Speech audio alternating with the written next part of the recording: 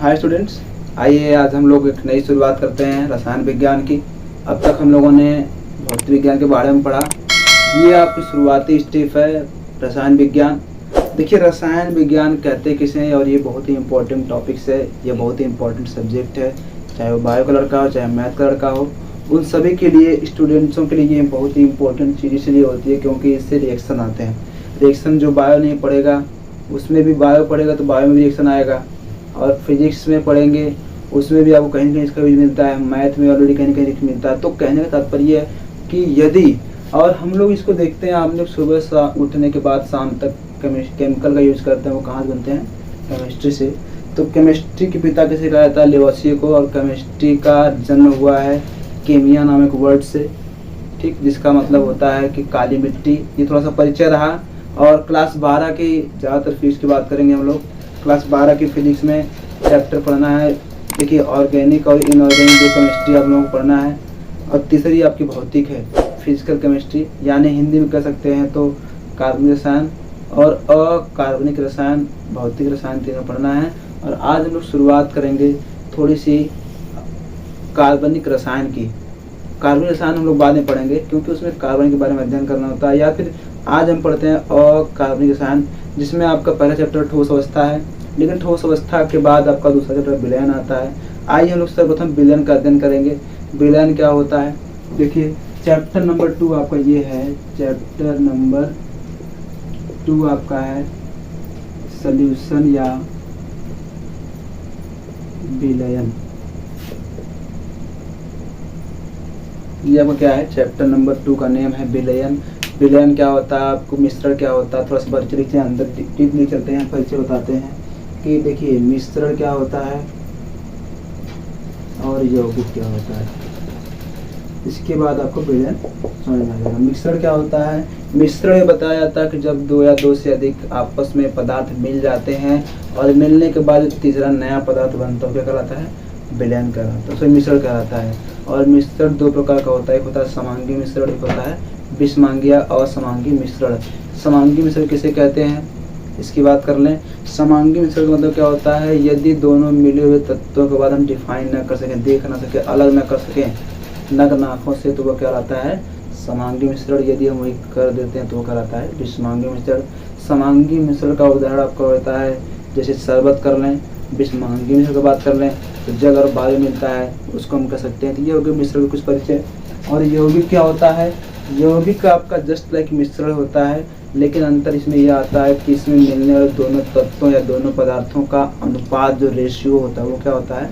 Fix होता है। जैसे हम कह सकते हैं यहाँ पे ये H2O होता है, तो H कितने संबंध में है? 2, और हाइड्रोजन कितने रेशियो में? 1, यानी कि ये 2:1 के आपको मिल जाता है यौगिक का। ये आपका ये कंपाउंड कहलाता है, यौगिक कहलाता है। विलयन क्या होता है?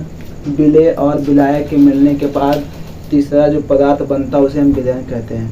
आइए थोड़ा सा पार्ट की बात करें। आपके विलयन के क्या क्या पार्ट्स होते हैं? देखिए, विलयन जो आपका चैप्टर है, यहाँ हम लिखेंगे, परिचय लिखेंगे थोड़ा सा आपका। विलयन के बाद हमको पढ़ना है क्या होता है? विलय। विलय के बाद हमको पढ़ना क्या होता है? विलायक। और विलय और विलायक पढ़ने के बाद पढ़ना है विलयन के प्रकार। विलयन के प्रकार किन किन आधारों पर होता है? पहला होता है अवस्थाओं के आधार पर,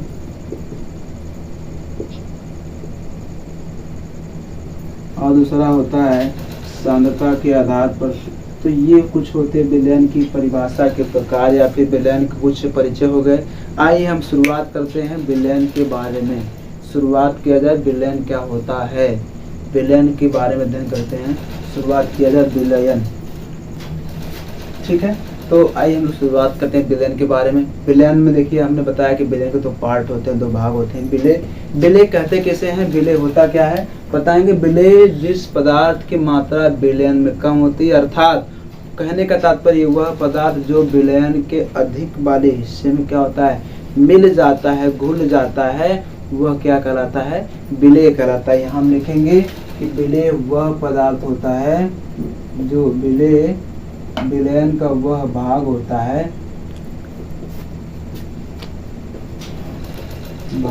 है जो कि किसी विलायक के अंदर खुद को किसी विलायक के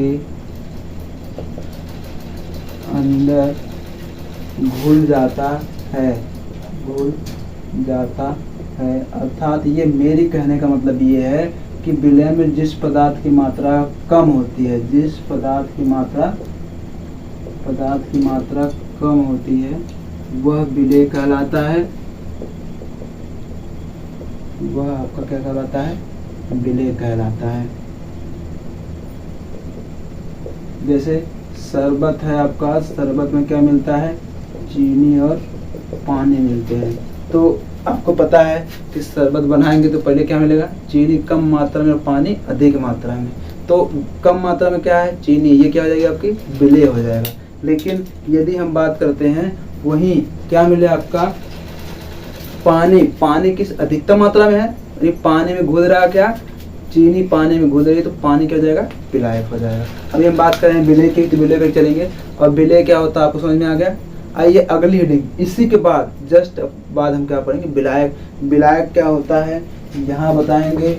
विलायक का मतलब होता है कि मेरे समझ से सॉल्वेंट विलयन में जिस पदार्थ की मात्रा अधिकतम होती है, या कह सकते हैं विलायक वह पदार्थ होता है जिसमें विलयन का कम भाग वाला पदार्थ उसमें समावेशित हो जाता है, घुल जाता है, मिल जाता है, वह क्या कहलाता है, विलायक कहलाता है। यहाँ लिखेंगे विलय जिसके अंदर समावेशित हो जाता है, विलय जिसके अंदर घुल जाता है वही पदार्थ विलायक कहलाता।